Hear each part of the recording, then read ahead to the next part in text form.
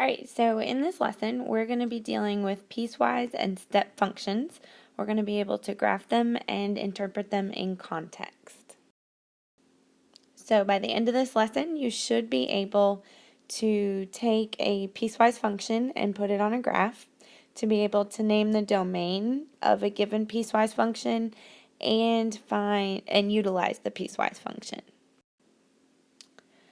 All right, so let's just look at this example. A doctor's fee is based on the length of time that you spend with the doctor. So up to 6 minutes costs $50.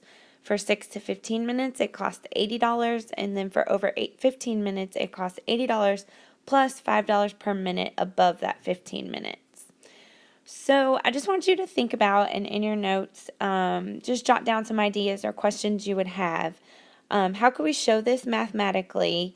And how could we evaluate this for different patients? So just go ahead and take this scenario and see if you can draw a picture that would represent it, make a equation, or just kind of think through this. All right, so we are going to work through the foldable first. So the foldable is just an opportunity for you to kind of organize your notes in a different way that will help you kind of think through it. All right, so just a couple of definitions. A piecewise function, we've already talked about this, is made up of distinct pieces depending on the rules assigned for the domain or x values. So it will give you a specific interval for which one part of the function applies, and then the other piece will apply for a different set of x values. So there will be at least two different functions graphed on the same coordinate plane. So for example down here, I have three segments. I have this quadratic piece here, I have this small linear piece here, and then I have this horizontal piece here. So there are three pieces in this piecewise function. These functions have to pass the vertical line test for them to be a function. So if you notice, this graph ends, the quadratic ends here, and the linear starts here. And so if you notice, one is open and one is closed, meaning that this value, when x is 0, belongs to the quadratic, and that's where it passes off the baton to the next piece. So on that vertical line, I can't have two closed pieces because remember we talked about a function can only have one output for any given input. All right, so the first thing that we're going to do is to be able to find the domain of a given function, piecewise function. So the thinking that I'm going to go through is over here with these questions. So the first thing I'm going to ask myself is, where are the boundary lines? So basically, where does one function change and it becomes the other function? So if I notice, I've got a quadratic graph here, and then it jumps and becomes a linear graph. So the boundary line is happening right here at x equals 0. So that's where it's going to switch from one function to the other. So I'm just going to go ahead and write 0 because it's going to switch there. Which value includes, or which graph includes the value? So when I look at it, I see that it's a closed circle with the quadratic function. So it's going to include in the quadratic function. That 0 is going to be part of that one, not the other. Which function is represented by each graph? So when I look at these functions right here, this one's linear and this one's quadratic. So this function is the part that's over here on the left of 0, and then the linear function is the part that's on the right. So for which values? So I'm going to use, according to this graph, I'm going to use the quadratic for any x that is less than or equal to 0, and then I'm going to switch to the linear function for any x greater than 0. So basically all I've said is 0 is where they switch, 0 is included with the quadratic, and so for anything less than, I'm going to use the quadratic. For anything greater than, I'm going to use the linear. All right, go ahead and pause the video, and I'd like you to see if you can do example 2, and you'll talk about it in your CSG tomorrow. All right, so for this example 3, we are going to apply this same process but to a step function. So I'm first going to find my boundary lines. So my boundary lines are, where is it switching from one section to another, or one piece to another. So I notice that it's happening here, trading off here, trading off here, and then ending here. So I actually have 3 sections of graph.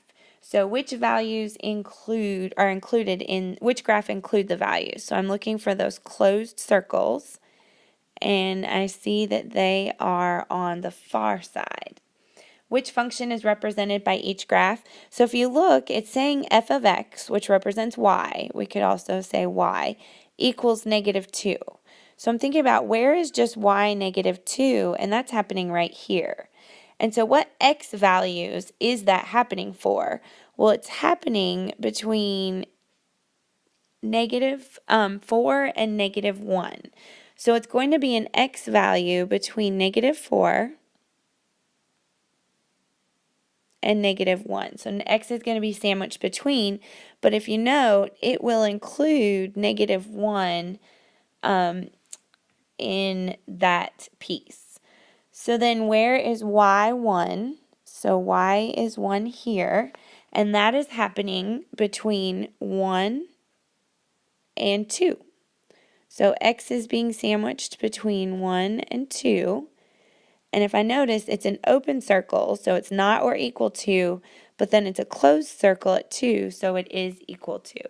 So go ahead and pause the video, and I'd like you to try to write the domain for the very last piece of this function. So hopefully you're able to see that it goes between 2 and 5, and it does include 5. So that is the domain for when y is 4. All right, so go ahead and pause the video, and I'd like you to try to write the domain for example 4, and we'll talk about it in your CSGs tomorrow. All right, so our first section is being able to understand the purpose of a piecewise function, apply my understanding of inequalities to write the domain of piecewise functions. All right, so in your notes, and some of you are skipping this step, and this is a really important step, is that piece where you interact. So what we just did, what questions do you have? What things do you need to understand? What do you understand?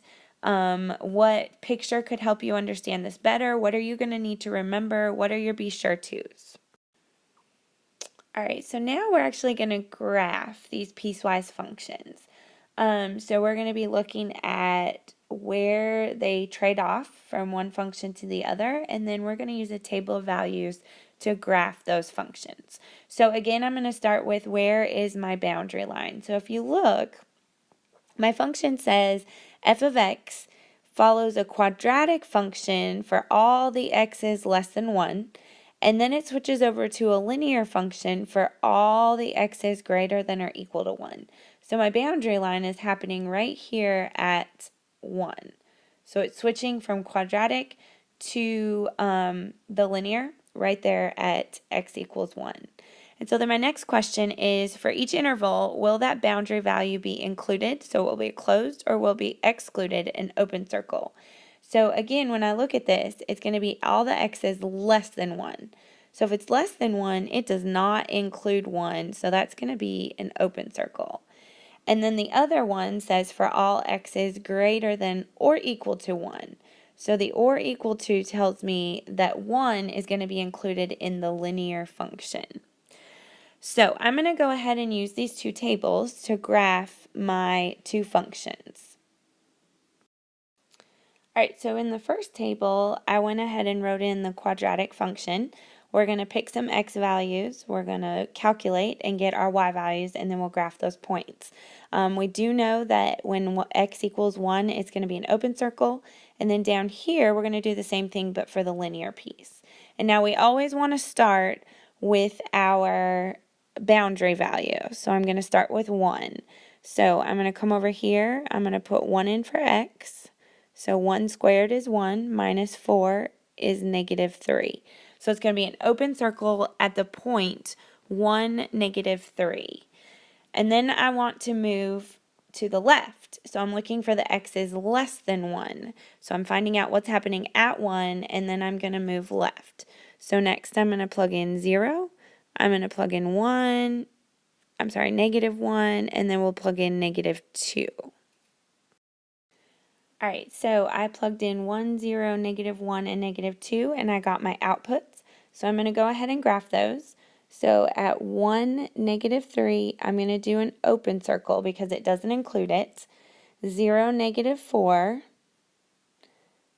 -1, -3, and -2, 0. So I can see that the quadratic is taking that shape right there. So now I'm going to find out what's happening to the right of 1. So when x is greater than or equal to 1, so I'm going to choose 1 to start at, and then I'm going to choose the numbers that come greater. So 2, 3, 4, so on. So when I plug those values in, I end up getting -2 times 1 plus 5. The rule is that, so I get 3. -2 times 2 is -4, plus 5 is 1, and -2 times 3 is -6, plus 5 is -1. So I'm going to go ahead and graph those values, and I know that 1 is included on this graph, so it's going to be a closed circle at 1, 3, and then 2, 1, and 3, -1. And so I can see that it is continuing down that pattern. So now I have graphed a piecewise function. So go ahead and pause the video, and I'd like you to go through those same steps and graph example 6, and we'll talk about it tomorrow in your CSG. Alright, so in example 7, we are going to be graphing a step function. And the reason I can tell it's a step function, because if you notice here, there's no variable. So it says that the output is 3 when x is between these values. The output is 1 when x is between these values, and the output is -1 when x is between these values. So I'm still going to go through and find my boundary lines. So I can see that the graph is going to go from -4 to -1 is going to be this segment. -1 to 2 will be this segment, and 2 to 5 will be this segment. So I just need to decide if it's a boundary value included or excluded. So is it an open or closed circle? So when I look at this, I'm going to look at for x's between -4 and -1, the output is going to be 3. But it says that x is greater than -4, or -4 is less than x, and not or equal to. So it's going to be an open circle at an output of 3, and it will include -1. So it's going to be a closed circle, and it's going to be all of the x's between -4 and including up to -1, the output will be 3. So then for the next one, alright, so for this one, the output is 1, so I know it's going to be a horizontal line because all of the y values are going to be 1, and it's not going to include -1, but it will include 2. And then I connect those. So for all the x values between that, and if you remember, in order for it to be a function, if I have two stacked points, one has to be closed and one has to be open, because an input of -1 cannot give me an output of 3 and an output of 1. So go ahead and try the last segment on your own. Hopefully you were able to see that it's a horizontal line at -1, open circle at 2, closed circle at 5. Alright, go ahead and pause the video and try example 8 on your own. Alright, so we have graphed and identified the domains and looked at solutions to piecewise functions and step functions. So go ahead and reflect. Have an interaction in your notes. So what makes sense? What questions do you have? What are you going to need to remember about piecewise functions? Because these will be present in your future math classes. Alright, so in example 9, we've actually done quite a bit with this, where we have already looked at a graph and identified different function values. So what I'd like you to do is I'd like you to pause the video and I'd like you to try this one all on your own. I know on your handout it's hard to see. This is open, this is open, this one's open, and this one's open. So look these over and note which ones you have questions about or that you're confused on.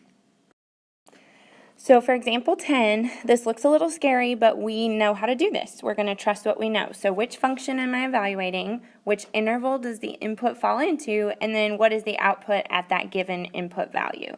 So for instance, if I'm looking at number 1, I'm saying f of 0. So which function I'm looking at f? So I'm inputting 0. Well, when I think about 0, which interval does that fall into? Is 0 greater than 3? Or is 0 less than or equal to x less than or equal to 3, or is 0 less than 0?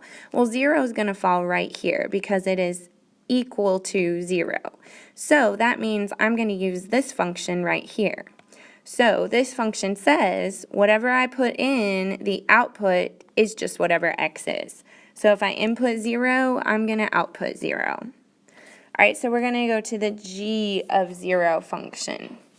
So which function am I using? Well, I'm using the g function, and I need to find out which interval does it fall into. So is 0 going to be greater than or equal to 0 or less than 0? Well, obviously it's going to be greater than or equal to, so I'm simply going to plug it in to that function. So g of 0 is going to be the square root of 0, which the square root of 0 is just 0. All right, we're going to skip 3 for a second, and we're going to come back to that, but we're going to jump over to j of 0. Oh, I'm sorry, I changed this to h of 0. So h of 0, I need to find which function does it fit into. It's going to be the h function. And where does 0 fall? Where does that input fall? Is it greater than -1, or is it less than or equal to -1? Well, it's going to be 0 is greater than -1, so my output is just 5. All right, so j of 0. So we're going to go to the j function, and is 0 my input value? Does it fall in this interval or this interval? So this interval says x is 5. This says x is not 5. So basically any number but 5 is going to be this function right here. So I'm going to say that -2, and I'm plugging in 0, plus 1. So -2 times 0 is 0. Plus 1 is 1. So j of 0 is 1. All right, go ahead and pause the video, and I'd like you to try the remaining problems. So go ahead and check your answers and make notes of which ones you need to talk about. All right, so for this segment, we have looked at a graph and looked at an equation or a piecewise function that's in multiple equations, and we've evaluated it. So go ahead and have an interaction in your notes. Circle the questions that you don't understand, write question marks next to them, write a question, where are you confused, what questions you have, and what do you understand. So make sure you're noting what made sense to you. All right, so these are the guiding questions that we use when we are doing a piecewise function in context. So I want you to make sure you write these down because they will help you kind of think through that process. We are going to spend class time doing the contextual problems, but I want to make sure that you've had a chance to look through and try and identify where you have questions, what you understand, what you don't understand. So I'm going to have you flip through the next few problems, and I want you to identify the important information and potentially try some. You know how to do them, you just haven't used the skill in a context yet. We've done all of these problems without the context, so see what you can do.